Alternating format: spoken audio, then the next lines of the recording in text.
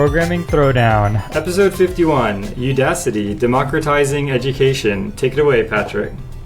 All right, we're here with Art Gillespie at Udacity HQ in this awesome room of soundproofing. This is like the most professional interview we've ever done for a podcast. Normally we're just like in our pajamas on the couch, like me at my house, Jason at his. I'm hoping he's wearing pajamas. Sometimes. Depends if we're streaming or on live coding or not. Okay, anyways, we'll just keep moving forward. No bad pictures in our heads. Anyway, so we're here with Art. And Art, why don't you go ahead and introduce yourself? Hi, I'm Art Gillespie. I'm the Director of Engineering here at Udacity, and I keep wanting to make a joke about how I am not wearing pajamas right now. I'm just He's not wearing pajamas, that's true. But I am wearing clothes. So yeah, I've been the Director of Engineering here at Udacity for about a year now. And so I'm the hiring manager for engineers here. And yeah, I'm excited to talk to you guys. Nice. Very cool, very cool. All right, well, I think, Jason, you had some questions kind of prepared here. Do you want to... Sure. So... some of these are kind of questions kind of for everyone, and we can go around the table and have a discussion about it. And so we're going to start off with kind of one of those, which is, so Art, you have a background in engineering? I do.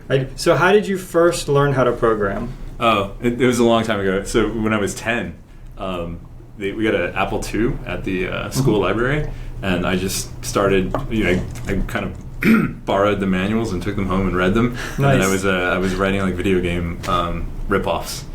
Cool. As early as I can remember, but I actually didn't realize you could get a job. So I went on, as I got older, I went on to go to business school and kind of went that road, and then came back to engineering by a long and winding route. So I am not a trained engineer.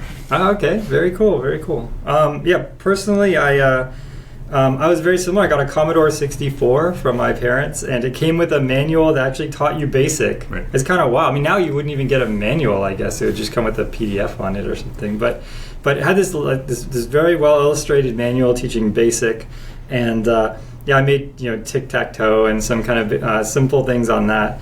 And similarly, I remember my parents saying, look, computer programmers are just going to be like TV repairmen. Right. Exactly. Like, why are you doing this? Like, go into math like your dad and things like that. And it's amazing sort of how far we've come. And now we realize that programming, engineering, these disciplines are just like incredibly valuable. And so it's amazing thinking all the way back to then and now. What a huge difference, right? But for me, that's it. It was just I just serendipitously had a basic programming book that came with the computer, and that's kind of how it started for me. Yeah, my story is completely different. Both my father and my grandfather were in computers and programming computers, and so from a young age, we had computers around the house since, my dad would, get them and have them.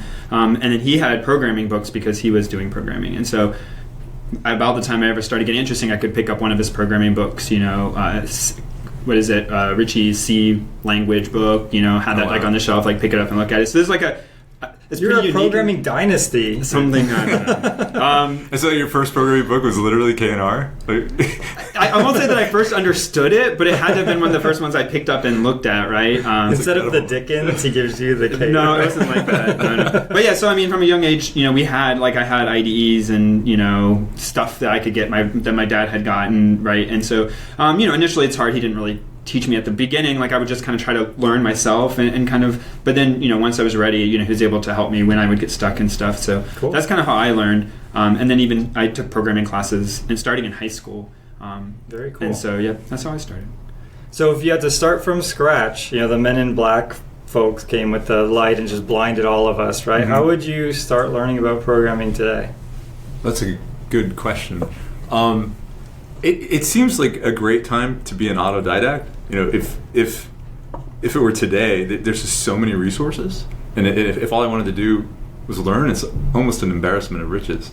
So I remember as I was getting back into it, MIT OpenCourseWare had just kicked off, and they had like SICP and all this great stuff. So I felt like I could go back and get some of that academic. But honestly, and it was great intellectually, it was super stimulating, but it didn't really help me with my day-to-day work.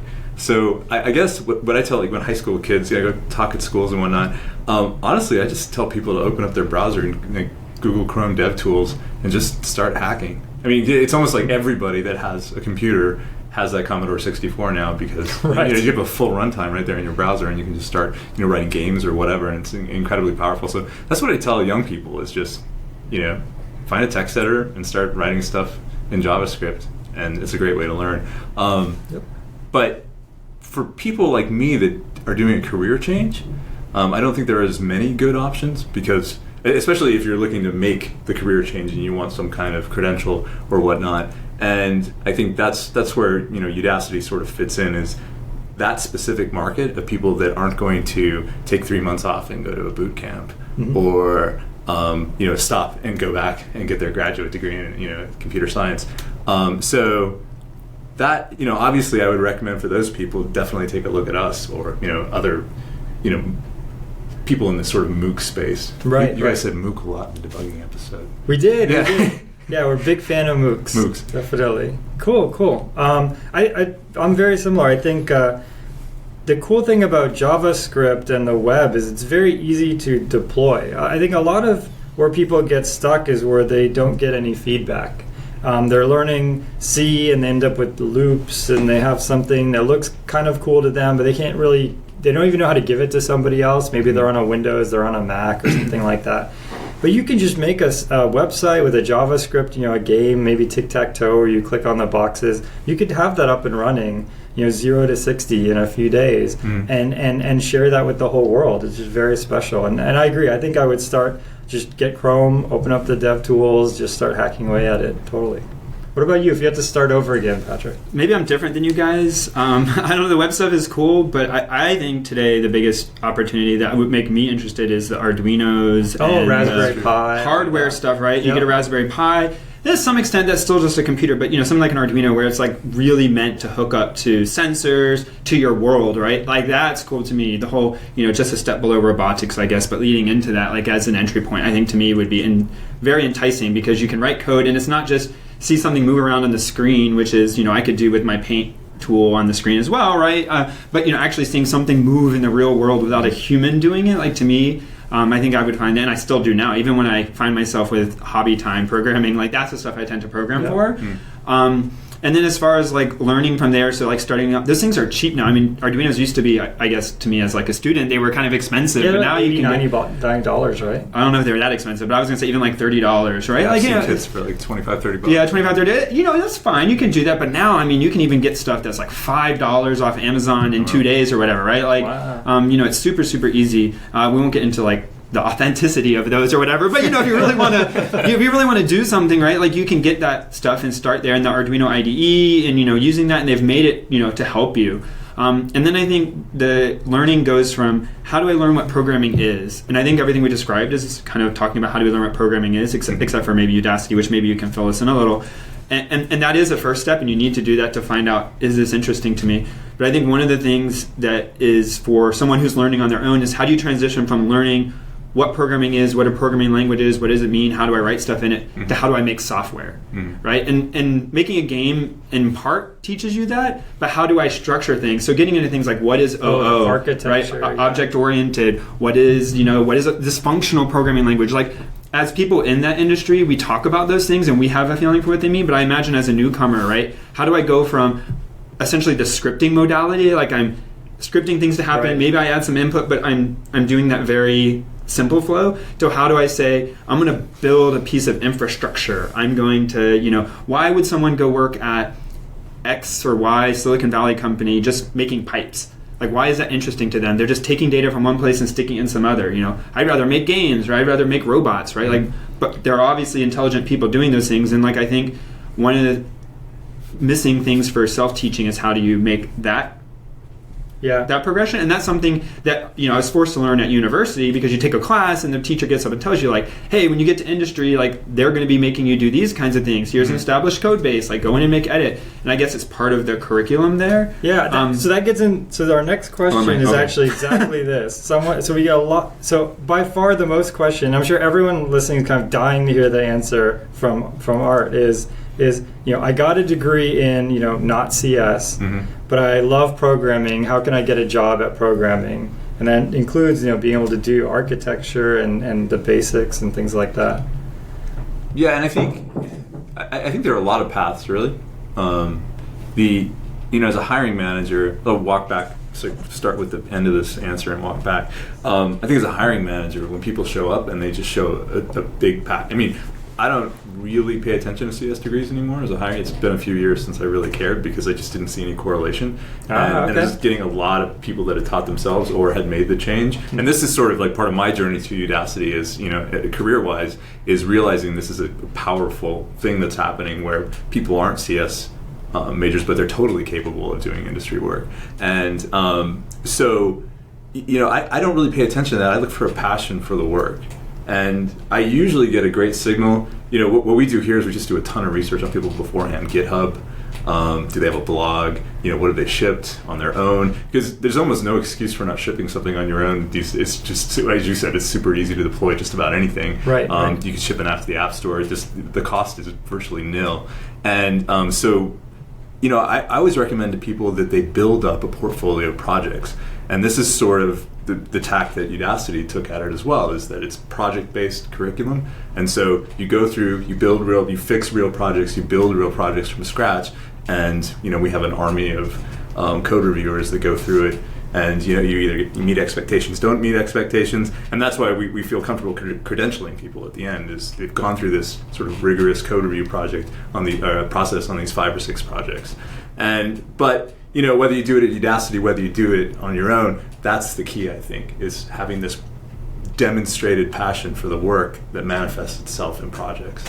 Gotcha. So do you have a differentiation between people who do the shotgun approach? Like here I have a bunch of, and I don't mean this slanderously, but a bunch of toy apps, right? Like here I wrote another to-do app in JavaScript, and then I wrote an iPhone game, but it's I move sprite. It's a match 3 game that I found mostly the template on the internet, right? Like so, thinking about how I would look at hiring someone, right, and bringing them in is like, to me that approach says something very different than this person kind of sat down and did something new or something different, something where they had to get past the point of following in other footsteps and like kind of doing that learning where there isn't a clear guide, right? Like they've been given the fundamentals, but they have to go out and kind of do it from, I don't know if from scratch isn't the right word, but kind of like build that thing which there wasn't an existence proof for or whatever. Well, I would argue that the signal I like best is actually that they went to a real project and just started contributing to it in a small fashion and not doing something from scratch and being hyper creative and being able, because I hardly ever hire people that I need to create something from scratch. Fair enough. I need them to work on a code base and build features. But it's a fair point. If it is just sort of, look, I completed this tutorial, obviously not that interesting, right? But there are people that have taken tutorials and just gone insane, right? And that's super impressive. But yeah, I mean, a lot of times I'm actually looking for people that have contributed meaningfully to open source projects, even on smallish features. So what would you say, and obviously specific examples, but like as a general case, like what would be a significant contribution to an open source project? Oh, that's a good question. So like, I mean, obviously a bug fix, right? Like, could be a scale from like I went and changed one line of code, but that's still hard. You got to figure out what line of code to change, right? To like adding a feature. Is it along that spectrum? Is it how do you kind of, or what have you come across in the past? Well, I think, yeah, exactly. So if you're looking at an entry level candidate, somebody that's gone in and taken the initiative to, find a bug or 5 or 6 and go through and fix them, and you can go through and you can see their comments on the bug. This is an incredible signal that you don't normally get because somebody just has a 4-year CS degree, right? So it's not so much, I mean, there is an issue of scope there, right? If they just went in and fixed the README and said, I contributed to Python, which people have definitely done. No, someone exaggerated on the resume? No. I know. Very surprised. It seems extra silly in this day and age, since all you have to do is go Google check the commit list, right? Yeah. But yeah, no, it's not so much scope. It's more the nature of the work. And then, of course, you're looking for all this sort of maybe softish skills, but like, how do they communicate the issues that they run into? How did they participate in the community? Because these are the things that are going to make and break them on your team, right? So yeah, it's not. And I've run into things where people showed up to. I don't want to get too specific. Call people out. It's too easy to identify people. Sure. But where somebody went to an open source language project and basically had completely rewrote their support for AIFF files.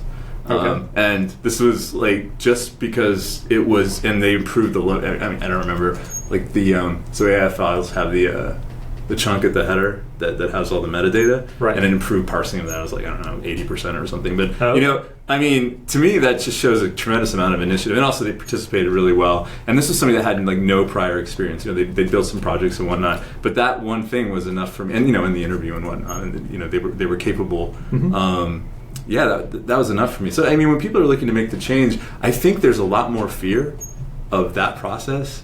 You know, this town's kind of legendary for having crazy academic requirements and, Right. and insane interviews. But when in fact, we're just looking for great people. That's true. And I think too, it depends on, you know, the company. I think there are some very large companies that have that get millions of resumes, and they're not going to be able to know who's passionate for the company and who's not. And so they it might be difficult without a CS degree to get through all the autonomy, so someone can find the diamond in the rough. Not impossible, but more difficult.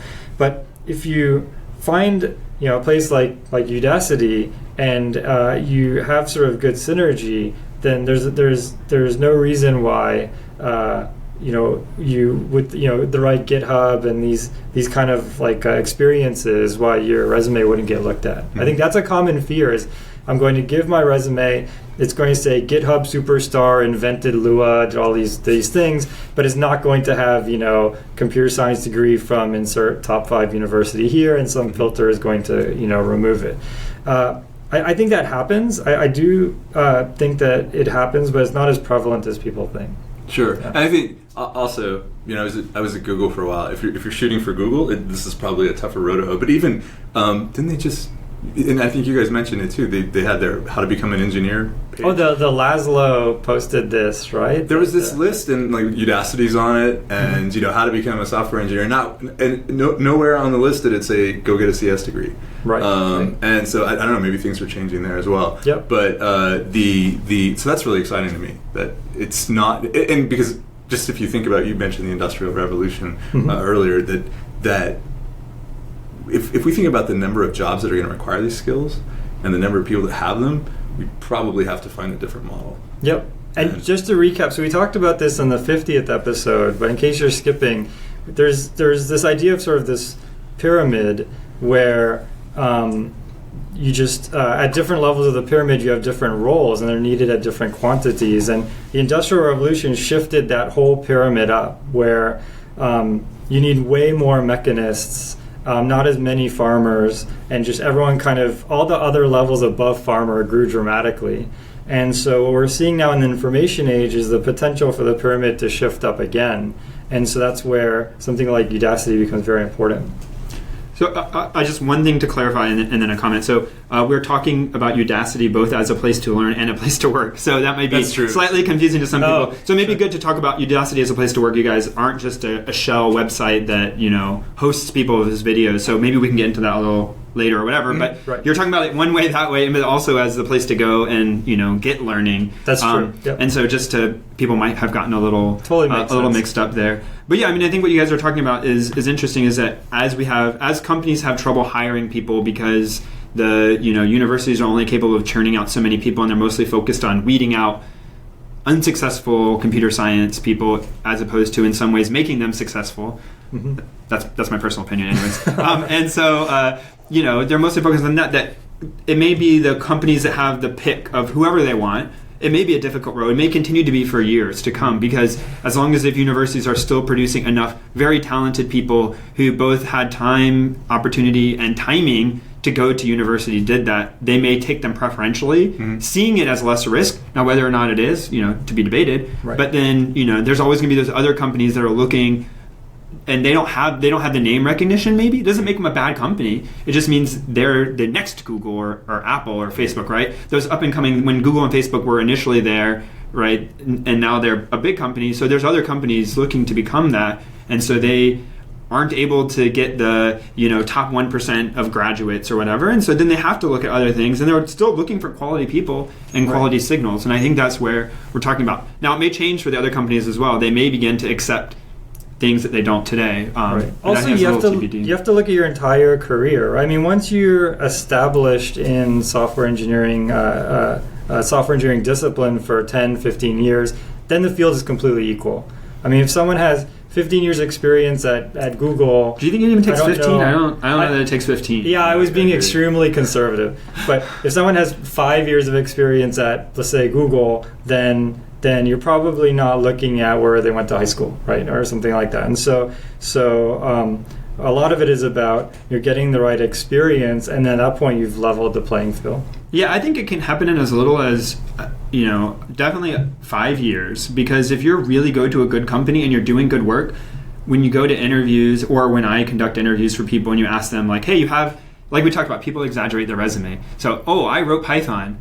Wait, I no, I don't think so. Yeah. But hey, I did something awesome on Python. You ask them about it and it falls through. It makes you kind of like, now I feel bad because you've kind of not been truthful. But if you say, hey, I built a bandwidth shaping algorithm for delivery of video content, or just something, right? And then you're like, whoa, tell me about that. And you can actually, because you did it, you can actually talk about it. You spend people years go, doing it. I can relate to this person. This person knows how to speak the lingo. Like, they obviously know and are passionate about what they're talking about. And then now you can get on to like the other kinds of questions or interview. But like, you need to get to that point, right? Mm-hmm. And I think open source helps. But then I think working at a company, as you said, for some number of years and being able to say, look, I worked on this. You don't have to own it as like a manager, but like, these were the things specifically I did. Not my team did, not the mailing list I was on did, but the like, here's the things I did. Mm-hmm. So another kind of question along these lines is, what's sort of the certification process for Udacity and other sort of MOOCs, and how is this different than a university accreditation process? So, well, as someone who doesn't know anything about either, I think there was two different things there. But yeah, I mean, basically, like, how do either of those two things work? Issuing a certificate to a person, or accreditation to an education platform? To an education platform. Okay. Yeah. Right. So how are universities... I'm actually interested in both. Right. How are universities accredited? How is Udacity accredited? And sort of how are these things similar and different, right? So I don't know how universities are accredited. No, apparently nobody... The only little bit I know is that there's some consortium, and I think they do a bunch of audits and things. I have no idea. I figured you would. I thought you were going somewhere with that. No, so it's okay. It turns out none of us. So we all buy into the system, but none of us know how it works. Yeah, exactly. Okay. Yeah. So on the Udacity side, we offer a credential. So the idea is we build these nano degrees with Google, Facebook, Amazon, and we're basically curating the entire sort of, all the pedagogy, all the material, all the projects are geared towards what they're looking for in this particular discipline. So if we're doing the data analyst degree with Facebook, we do that with data analysts from Facebook, and they're basically trying to craft a sort of pipeline of entry-level data analysts. So this is super effective, right? Because this is literally what hiring managers are looking for. And then as people come through, we find it's easy to place these people. Because again, they know the curriculum was designed by us with Facebook, and they know that these people. So we sort of take that approach to, we would like to help people change their careers or get that first job, and so our idea of credentialing is go to the source. That makes sense. I mean, one sort of common complaint that can seem kind of orthogonal, but I feel now after talking to you, it's kind of connected. We always kind of jest about interviews and how. So Max Howell, who invented Homebrew, which is very popular OS 10 software, he posted on Twitter. The post was a quoted post. It said, he was quoting as if he was. I can't remember which company he applied to, but it said, you invented Homebrew, but you can't invert a binary tree, so get lost. And his whole thing was, I interviewed at this company. I have all these years of experience, but this some academic thing from 15 years ago hasn't applied to me, and I didn't get it right. So I think maybe that kind of starts to build the pictures. I think a lot of academic accreditation comes from it's just much more has a much longer tail. In other words, the people are looking at the next 50 years or 100 years and saying, what should computer science people know 50 years from now? And the answer is yes, you should always know how to do sorting, and that's just a universal, right? But that puts people who get a degree in a very weird position because the industry doesn't really need that. I've never since leaving university have had to code my own sort algorithm. I would just download it, and I mean, I'm sure you're in the same boat. So there's this kind of disconnect, right? And I think by going directly to the companies and saying, what do you want, and how can we get people there, you're putting people on a direct path to something that's of value to the industry. Well, wait, so that's a good question, though. So if you go take data analysis, what is actual, were you? We have a data analyst nano degree. Okay. Yeah. If I go take data analyst nano degree, obviously probably to start I need some sort of background in programming before I start, or can I take it just, I want to do a little like example walkthrough maybe. So like, I don't know anything. Can I just start on the degree? You're a chemical engineer. You want to be I'm a chemical engineer, so I know math. Right. So I'd say if you're a chemical engineer, you can jump in. So we have we sort of suggested prerequisites. Okay. And we have a ton of free courses that can help people fill that. Okay. Fill those, but it's really a question of comfort level. So you walk into DAND, and the first course is pretty basic statistics. But if you're completely uncomfortable with math, sure, then there'd probably be some things that you'd want to do first. Okay, but you've not programmed a lot. It would be no. So I would say we have a few senior courses that are clearly nano degrees that are designated, like Android and senior web dev, where it's definitely, I mean, implicit in the title that you've already done some programming. And then we actually one of our most popular nano degrees is intro to computer science. Okay. Intro to programming nano degree, and that's literally, so if you find yourself in another nano degree having trouble with this sort of assumption of programming experience, then just go to intro to programming, and that's literally regardless of whether you want to go iOS or Java, Android, whatever. This gets you up to speed on sort of the basics of programming. But again, it's not a strong computer science focus necessarily. Sure. The idea is to get you to be productive. And so if you came from, okay, I'm a chemical engineer, I went through the nano degree, it's good. Facebook presumably came to you, or you went to them and said like, hey, let's create this together. So they have some like, we like what's in here. We looked at the syllabus. We've maybe taken the classes, whatever, sign off on it. But then, taking that and making it a job at Facebook, is probably a helpful thing, right? But is that sufficient? Because I would imagine Facebook wants to know, hey, if we want to switch you from, I don't know, maybe they have a specific data analyst position that isn't also expected to do programming, that does other stuff. But, hey, we want that background. Would it be, look, we want a nano degree in that and something else? Or do you think a nano degree in that and, hey, you can start becoming a data analyst and learn the rest on the job? Do you see where I'm kind of... Well, I mean, I think with entry-level positions, there's always that component of, as a hiring manager, you hardly ever get I keep switching hats here, like from hiring manager to talking about Udacity, but as a hiring manager, I hardly ever get everything I want in any hire, and there's always an on-the-job component. Yep. And oftentimes they bring things that you didn't expect, which are awesome. But no, absolutely, people that come out of the data analyst degree get data analyst jobs. Okay. Whether I guess if they want to move into another role at that company, then maybe they come back and take another nano degree. Sure. Awesome. Cool. That makes sense. So, tell us a little bit, more specific about Udacity. Kind of tell us sort of where did the idea come from? What was sort of day one at Udacity like from talking to people and things like that who were there at the conception? What's sort of the history like, the sort of ramp up, and where's sort of Udacity now? Yeah, so in 2011, Sebastian Thrun is our founder. He was a professor in AI at Stanford, and I'm not really sure what predicated this, but he decided to make it available, the course that semester, available to everyone in the world. And this was real time, and like they were doing the full experience just for anybody that wanted to attend. And I don't remember the exact numbers. I want to say it was like 60,000 students.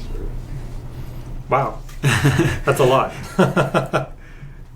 I'm being told it was over 100,000 students. Oh wow! Okay. Signed up, and it was taking that one class. Yeah, exactly. Wow. And they're grading everything, and it's insane. Doesn't scale. Right. But what he was shocked by, and what the sort of nucleus of Udacity was that he had to, when they got done and they ranked everybody, the first Stanford student was like 47.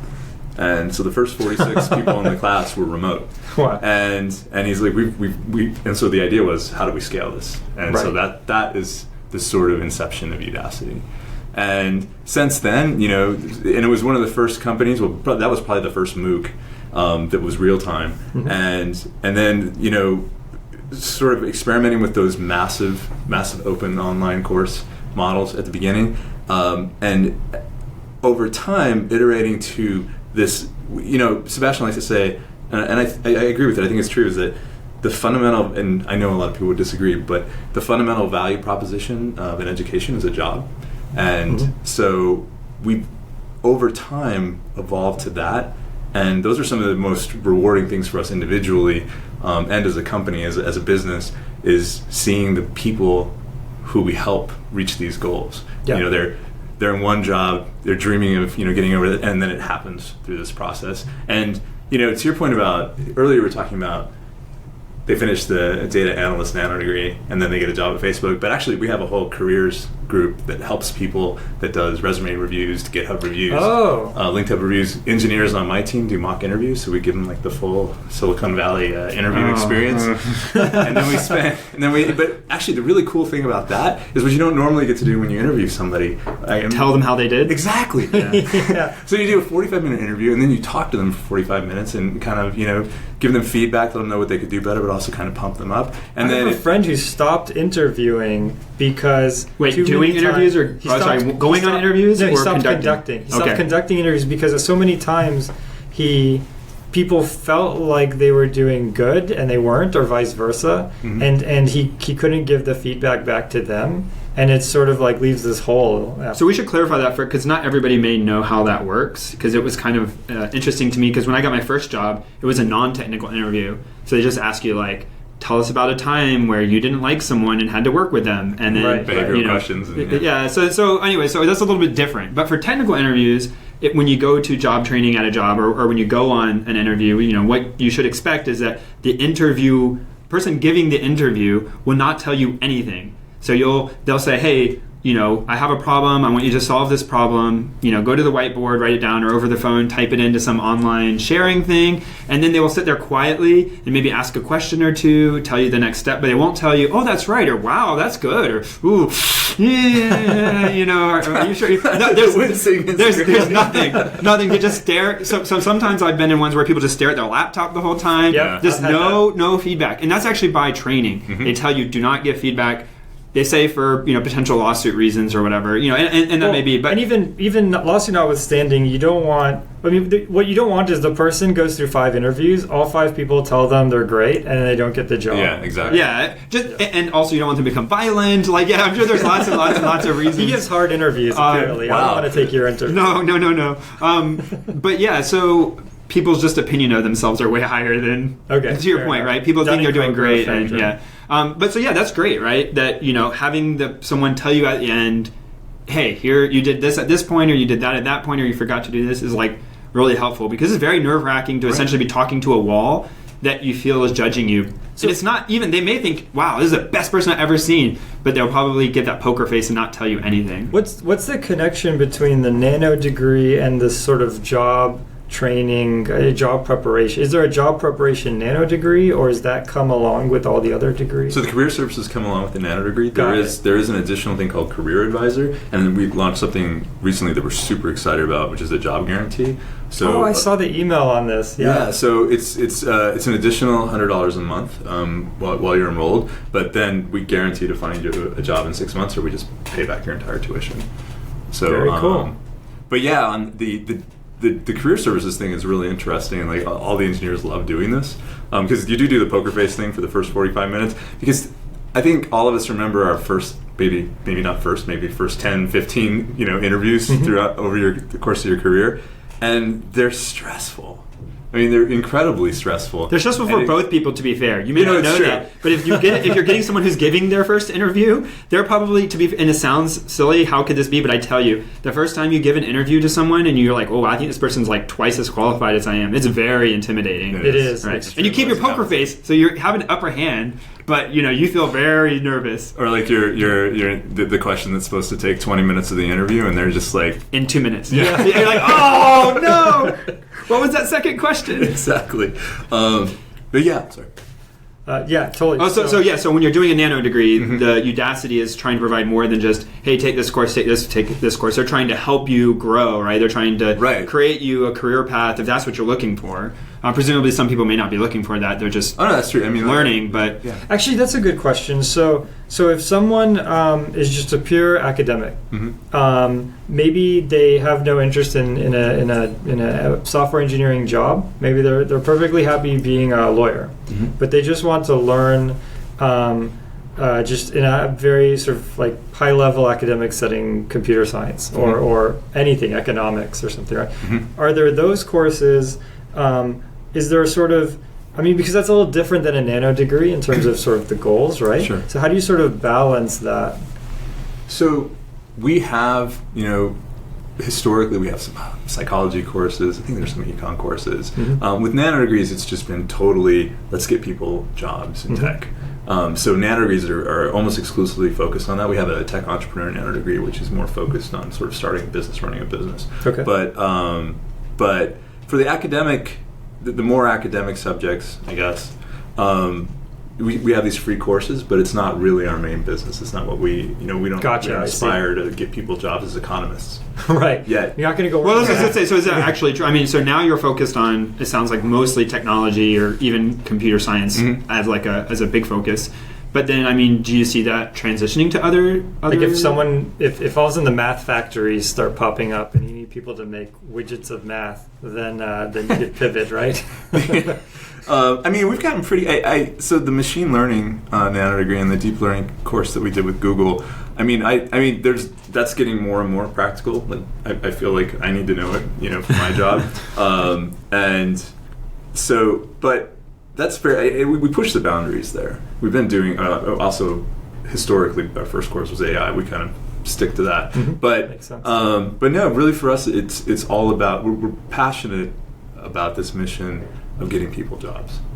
Cool. So we're all. I think there was still something there. So for people who are just looking to audit, so like famously the judge ruling over Sun versus Google over Java APIs is like, well, hey, this is super subtle. Like I should go learn programming, and he admitted from the bench that he had gone and read about programming, and I read a book or I remember he said basically he taught himself programming. Now, to what degree, I'm not sure. He's a judge. He's probably really busy. But if he wanted to come take, right, like, is there an option there to kind of like, hey, I'm just auditing a couple courses. Is it at that level? Is it easy for him to identify here's some things to take versus not take because of what I'm looking for? Well, right. This is an important part of our model. So it's a freemium, model. All of our course material is available for free. So if all you want to do is watch the videos and look at the material. Anybody can do that. You just sign up, do it. The nano degree is more about the services around it. So the project code reviews, the one-on-one mentoring. So I guess it depends on whether you learn better. If you would get value out of a one-on-one mentor, even if you didn't need a job, then the nano degree probably is still for you. If you get benefit out of the code review process, that would still be great. But I think that's actually a great distinction. I would never ask you to talk bad about other people in the space, but I think I've been on other places like, here's a course about blah, and it really is, they want to just charge you for the videos. Like, that's the thing they're selling. And I think that's interesting what you said, that you guys aren't trying to sell videos. You're not trying to sell learning. People can learn, you want the knowledge, you want to help people, but it costs money to have someone get on the phone for an hour and a half doing 45 minutes of an interview and 45 minutes feedback. It costs money to have code review and peer review. Those people have to be, by necessity, they could be in the field, right? Or else it's kind of meaningless, and so therefore it's going to cost, right? And so it's interesting that that's the thing you're trying. Like, I think that's that's something I didn't really understand, I guess, prior to you saying this. So we basically charge for the services, essentially. Yeah, I'd also thought up until now that the money was just sort of for the certificate. Like, I hadn't really understood that there were different services for the premium versus the free tier, and so that actually makes a ton of sense. And it's the services that lead to the credential, right? But you get both, yeah. Totally. But you're not paying for a piece of paper. No. Right. And I guess to some extent people say that at university you're paying for a piece of paper. But that's not really true. University, well, you may criticize in some classes they do, but they don't typically just sit you down and like show you a video for the entire time. Like, there's TAs who grade your paper, there's professors who you can go to their office hours and they interactively give the lecture theoretically. The interactivity part may depend on your university. But in theory you're paying for that, right? You're paying In addition to getting a piece of paper, but like Right. they have to have people there. It's not like they can just make that autonomous. It can't scale in the same way. Yeah, it's true. Right. I feel like there's actually two. So this is one thing that makes education so difficult is that there's so many goals from one service, right? I mean, so one is it's a key to academia. So if you want to write research papers, you have to go to college, and so there's that part of it where like if you want a certain door, a very specific door to open, there's only one way to open that door. But there's also if you want to write a very specific kind of academic paper, like peer-reviewed, journal published academic That's right. paper. That's right. Okay, just to be fair, I mean you could just publish a equal quality paper without that. Oh, that's right. Tag That's right. and okay. Right. But well, I distracted you a little. Well, not to go on too much of a tangent, but a lot of academic papers are peer-reviewed, and so even though it's a double-blind peer review, it becomes sort of a clique. You have to be part of the clique to get the paper published. So Okay. anyway, but that's one goal. But then that's the minority of people. Not many people like. There's this inverse exponential thing that goes on. Basically, every year you're in college, half the people drop out, and this goes from first year, freshman year, all the way to last year of PhD, and so there's really nobody left at the end. So for everybody else, you're really wanting to change your distribution. So in other words, if I was to pick a person out of a hat who has a CS degree, sorting hat, like Harry Potter, yeah. So if I was just randomly pick a person who has a CS degree and randomly pick a person who doesn't, then the first distribution hopefully skews more towards someone who's going to do better in the job.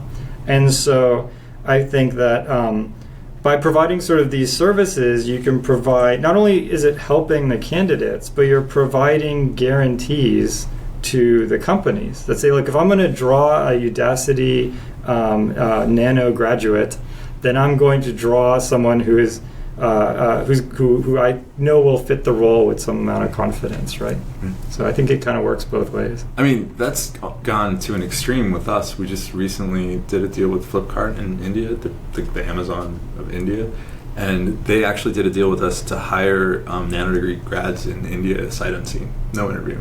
Wow. So it's kind of like the manifestation of our ultimate goal to just be able to. Except this pushes a big responsibility onto you guys because now you got to protect against things like fraud, right? So if someone's copying someone else, that's true. I don't mean to talk about right, but I mean if you're going to have that as like a hey, these people are going to hire, there's a trust there, and if you abuse that, you'll lose it and get slammed and get bad press. I was and actually terrible thinking something for different. I was thinking more just like culture fit and things like that. It's hard to sort of. Like you want to be given the chance to say yes, this person has all the skills, but they don't fit the Flipkart. Yeah, but culture. the person could ultimately get the job and not like it and transition to something else after a period of time. That's true. Or they don't have to accept presumably the offer, right? Right. That's true. So sure, there's other things, and maybe they still conduct. Yeah. Anyways, whatever. But sight unseen hiring, right? Like then you guys have to protect against like how do. And this goes into another question I have in general, which is how do you make sure the people are the people they say they are and doing the things they say they're doing, but then also providing that interaction with other people. So like in college you do group projects. Infamously, I think in college it's also a problem. Like sure it is. Yeah. So like how kind of those two things. That's both true. How do we there's no in-person part, right? So like how do you make sure the person is who they say they are, and then how do you provide that person-to-person interaction among peers? So we use an identity certification service when you graduate. And as far as fraud or cheating is the same as it would be at any institution. You get ahead of it, find something new. Sure, arms race. Don't say anything. You don't have to say anything specific. It's right. And the algorithm. Making that scale is a fun technical challenge. But you're absolutely right, and it's something that we're vigilant about because if those things happen. Not just with Flipkart, but in general, the credential is not worth anything, and it is worth something, and we're going to make sure it's worth something. So we work really hard on that. And then again, because people aren't in a place, the interaction will necessarily be different. But how do you kind of handle that? They weren't really that related, but no. So on that, I think of that more as that helps people learn. That's not so much as a validation or fraud. No. But this is something that we work on a lot from a product perspective, where we just want to make it as much like being in a classroom as possible. So we cohort people as they join, so they see those same people throughout their. That's cool. You have the same deadlines as those folks. And we've experimented with a lot of sort of real-time chat, sort of study group type things, and those have shown tremendous promise, and we'll keep looking at that. We also, as often as we can, we host sort of in-person in different cities where we have the most students. We'll host these sort of in-person hackathons or just meetups, and we found that the engagement with those folks is just huge. I mean, we have good engagement as it is, but the folks that actually feel like they're part of a group, and it's the college thing, right? They do much better in terms of retention, in terms of getting projects done on the original timeline. And I mean, I should point out that you can work at your own pace.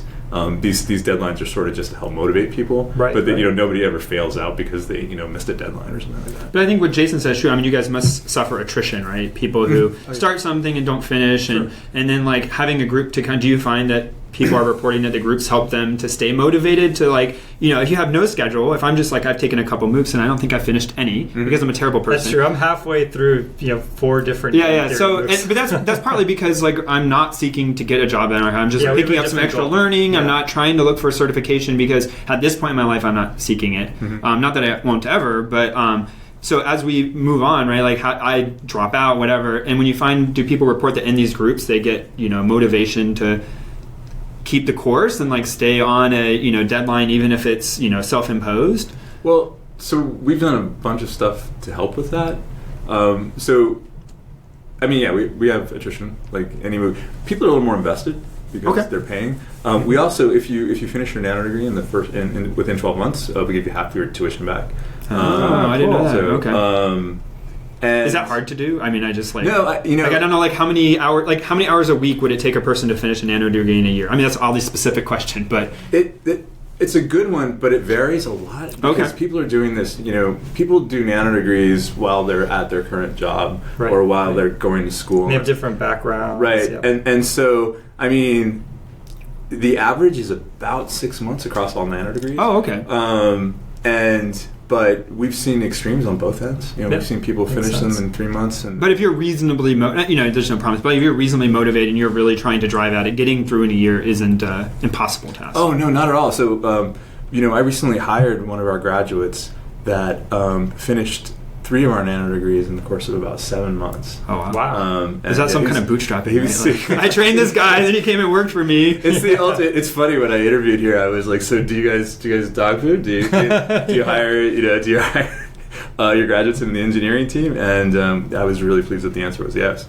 But yeah, he's been great. So I mean, these hyper motivated folks can get it done really quickly. Cool. But I think Alan said that he was spending like 3 hours a day on it. So I mean, extremes on both ends. Totally. Well, I mean, which isn't unreasonable. I mean, I'm sure there are people playing League of Legends or.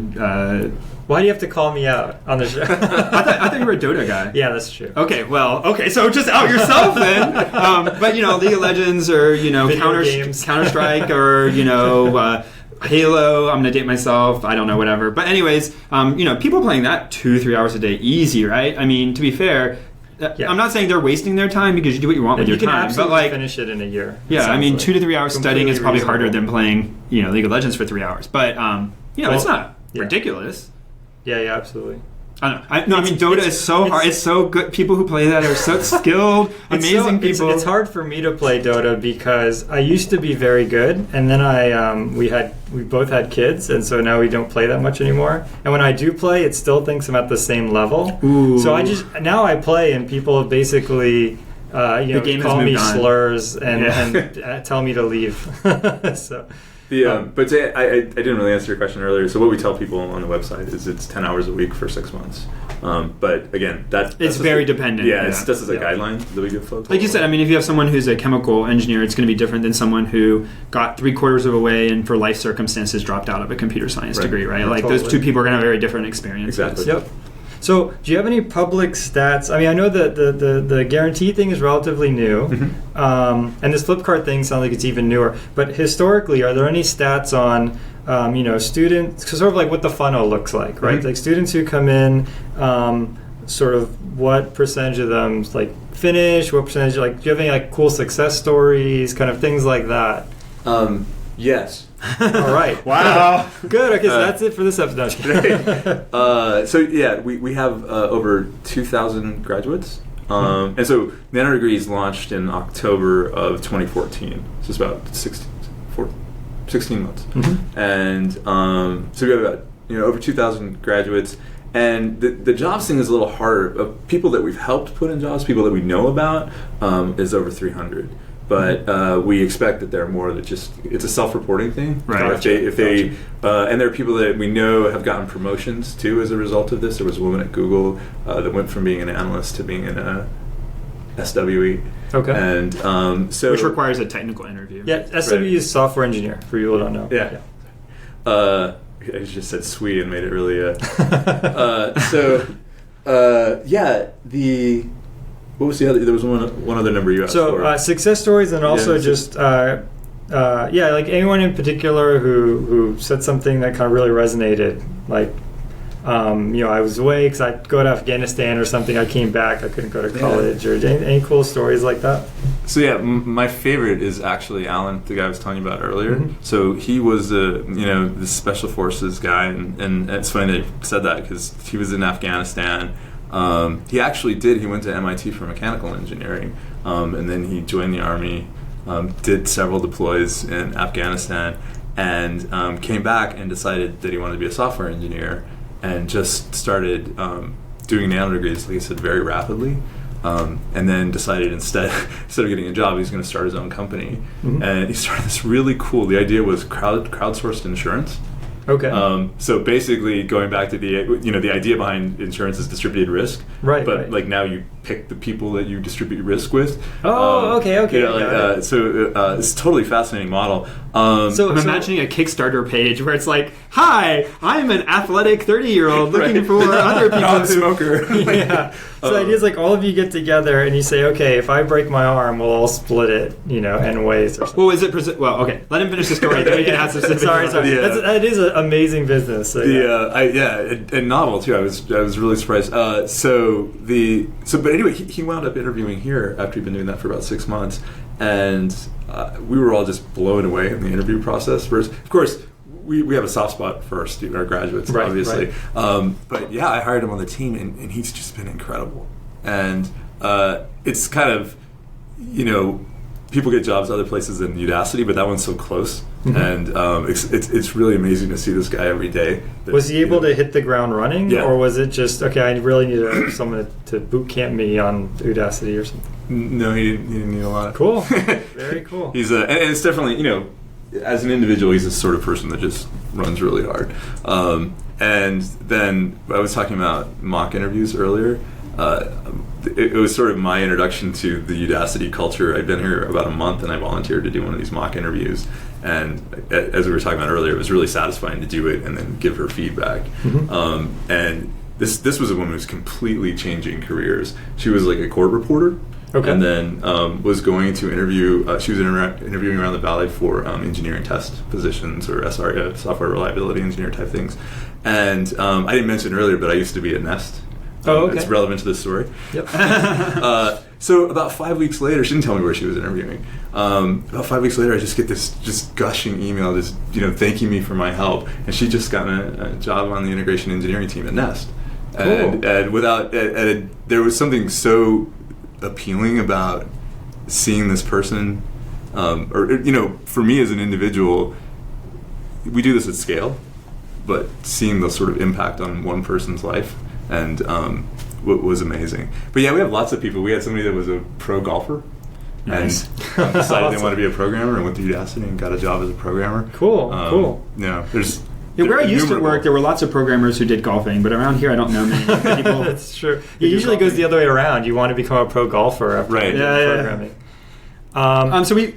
I don't. Before we go to some of the listener questions, I think you have here. I don't know if I think we covered almost everything. So okay, I was gonna say. So we talked a lot about Udacity, but I mean other things too. Just being, you said you were director of engineering. Is that your title? Did I get that right? What are the kinds of things just want people to know or whatever regarding Udacity? Regarding, hey, when you're interviewing, don't brush your teeth before you go, right, or just good tips. Like you do obviously a lot of hiring, I imagine. I do, or at least a lot of interviewing. And so so if you want to talk a little bit about that, people are always asking us for tips, right? We have people who are already kind of training or trained to be computer science. Now they're trying to do interviews, so that stuff is also would be interesting for people to hear. And then I read a blog post in preparation for this where you were talking about being a dad as a programmer. I think okay, you're looking at a little blank. It's like no.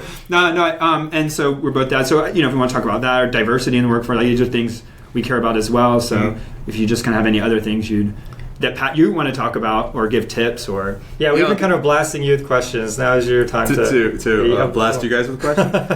No, I think on the interviewing, it's obvious, but so many people get it wrong, is ask questions. The big thing the mistake that I see people make, and this is like experienced people as well, is that you come to the interview and you set up a problem for them and they just go, okay, right. And they don't ask you whether you care more about time or space or, just... And that's always a red flag. I don't know about you guys, but for me, that's always this red flag of like, you don't no clarifying questions at all. And that's the advice I want to give to not almost, but to lots of candidates. If I had the chance, is just ask me questions before you start answering the questions. Yeah, I mean, imagine if you're on the job and someone says, "I want you. We're building the next Facebook." You always hear this. I get asked this on Quora every week. How do I build the next Facebook? So if someone comes to you on the job and says, "Hey, you'll build the next Facebook," your answer would be why? I mean, like what's really the point here? Or if not why, at least like how? Like what sort of assumptions are we making that's going to make things different, right? And it's the same in an interview. If someone says, do a deep copy of this graph, you should say, was it a tree or does it have cycles in the graph? Like these kind of things, right? You should ask questions back to them and start to understand, and then also just ask about the company and is it sort of the right place to be? I totally agree. That would be one of my top things. Is people just want to know about, there's plenty of people who can do the deep copy of the graph. There's not that many people who are genuinely interested in the company that you're representing. So I'll give a dissenting opinion because I literally had this argument yesterday at work. And so there's a fine balance here between people who stall by asking questions. Sure. And then when you're doing an interview, trying to make it clear that you're not, so like, I know this and I'm ready to go. And so sometimes people ask questions which are simple enough that they don't, I won't say don't require, because as you said, could ask something, but they're trying to let's put up a solution, and then like I want to show I can get a solution up, and then let's talk about it. Because often as engineers, I mean, that's kind of, you first say, how would I solve this as a first order thing, and then talk about, now that I have something down, especially if I know it's going to be short enough that I can bang it out fast, like let's talk about what would be different, right? And I'm not saying you guys are wrong. I'm just saying, like, I've had candidates who I ask a simple first question and I want to expound upon. They go ahead and give me an answer. I don't actually knock them down for that, because then I say, okay, now that was great. And if they're going fast enough, if they're going slow enough, I'll kind of stop them. I'll hey, hang on a second, like, whatever. But if they're banging out fast, great. Get to the end and then say, that's great. Now what happens if we changed it this way or change it, right? And now I begin to introduce that. Or maybe sometimes they even ask, like once they get that first thing up, oh, you mean something that's solvable by this, and give me 5 lines of code? And it's like, well, yeah, that would be a solution. And then they're like, okay, well, what happened? Are you planning to change this? Are you planning to change that? And they ask me at that point. And so I would say, I'm very careful to say that when someone doesn't do this thing, it's a red flag, because that's a good point. That's fair. That's one of the reasons why I understand what you're saying, and it's a valid point in general, right? There are hardly any absolutes in interviewing. Totally, it's very improvisational. But no, it's just the thing that I've been running into the last couple of years is just people just jumping into problems and missing a key. But sometimes it's really blatant if you've set the problem up, which maybe it's not a good question. We could get to that. It's a separate discussion. But some people set up something with something missing. Right? And so you'll get you can get started, but you'll get to some point and be stuck. And now you'll be hosed because you made assumptions. And then you still couldn't get it done. And that's... Do you have, in that case, do you have sort of like so we've shared in the past our interview horror stories. So this is on both sides of the fence, an interview that was horrifying and interviewing someone else where horrifying things happened. Did you have an interview horror story on either side? I'm so glad you asked. Oh, no. Yes. So while I was at a company in the Valley, and I was interviewing, I was a hiring manager, so I would typically do behavioral questions and just, looking at, will this person work well with other people? But I would always throw a technical question in. This is a sanity check. And for a while there, the one, and these are just kind of FizzBuzz type questions. Okay, but, yeah. And it So was just people don't know, FizzBuzz is like the most popular interview question, but it's terrible. Really, I've never seen anyone ask it before. I haven't either, but it's the most example. It's the most exampled question. Popular. But I don't even know what it is. Something with a for loop or something. So I thought a version of it is I want you to print fizz. Go through a counter and print out to number 1, 2, 3, and every seventh say fizz. Every third say buzz. Every seventh say fizz, and then that's the question. Okay. And you're supposed to determine that on ones that are common multiples of 7 and 3, you need to say fizz buzz. Okay, got it. Right. Okay. That's the gist. So you asked the FizzBuzz question. Well, and or similar to yeah. FizzBuzz So the question was actually count the number of set bits in a 32-bit integer. Okay. And this guy, so he was French. So I'm gonna try to do an impression here. This guy kind of leans back in his chair, which doesn't work on radio. It's just total attitude, just body language is awful. And he's just leaning back in the chair. He's this contemptuous look at the whiteboard, and he's like, "You can tell it is a hardware company with the bits." And I'm like, no, this is a problem solving thing. Like first principles, no problem. We just walk through it, and he's just getting angry. He's just like, and right when I'm about to call it, and I'm just like, okay, forget about it. We won't do this question. He yells, "The bits! I have not used the bits in years!" And then he picks up his backpack and storms out of the building. Oh my God. So was it instant hire? Yeah, like so Instant hire. Sounds great. Keep that guy around, man. Sounds amazing. Oh man. So the answer is lookup table. That's painful, right? Like that. Well, one lesson I'm there gonna do is, the problem now. Like I'll say like on air. Fascinating. The hardest thing, like the most frightening thing for me as an interviewee, somebody asked me, how would I design a database for this website? And it was a website company. And I only knew embedded systems. I know anything about web, anything at the time. And I basically kind of said various things, and they said, "Oh, it's not going to work." And I was like, "Yeah, I guess you're right." And the important thing there is always try and talk your way through it and have an important dialogue. I mean, as you said, maybe this guy knew the answer, but because he didn't want to have the dialogue, you're never going to get the job that way. So. The other useful tip in your horror story is like, even if you're going for a technical interview, be ready. Don't like fall over when someone says, "Tell me about a problem you solved," or "Tell me about yourself," in a few sentences or 2 words to describe you. Like it says, "Oh, those are questions are easy," but if you've not like spent a few minutes thinking about it, you'll be caught flat-footed and it gets awkward. Yeah. And you can improve all of these skills by doing the nano degree at Udacity. Well, no, but I was actually just I can chill. Wow, Jason. What can I say? The pins were set up. I just had to knock them down. Sponsored by Udacity. But I was going to say that we do these sort of question and answer. What do they call hangouts on air? Okay, students, yeah. where we'll just field interview questions. And I mean, the most common answer to every question is prep. Is what you were alluding to is like don't get stumped by behavioral questions. You can expect those, right? Yep. And just practice practice with the Udacity engineer during a mock interview. Totally. But yeah. Where I thought you were going with that is that you allow people to ask you interview questions, and then like someone solves it. I was like, that is gutsy. That is gutsy. Wow. Because every time we don't do that, but now we will. That's a really good idea. I kind of want to listen to this now. Can I call in with some questions? I guess I don't know how to solve. I have this bug. Can I just send you the source code? It becomes some source, and this is really unfortunate. I try to fuss at people I catch doing it, but like abuse the interviewee. Like, ask them some question that's ridiculous, and like you don't expect them to do well, but like you ask them a really hard question just to like show like that's worth saying. So you hear about this, and actually I think this is true in the finance sector. I have a friend who interviewed at a certain finance company, and they have an interview where they just try and get under your skin and see how you react. So in general, I mean, I've interviewed and been an interviewer at a lot of companies. I've never seen this. So I have. Really? You've seen it? I was told where the point was to. Yeah, someone. Well, I don't know that they were.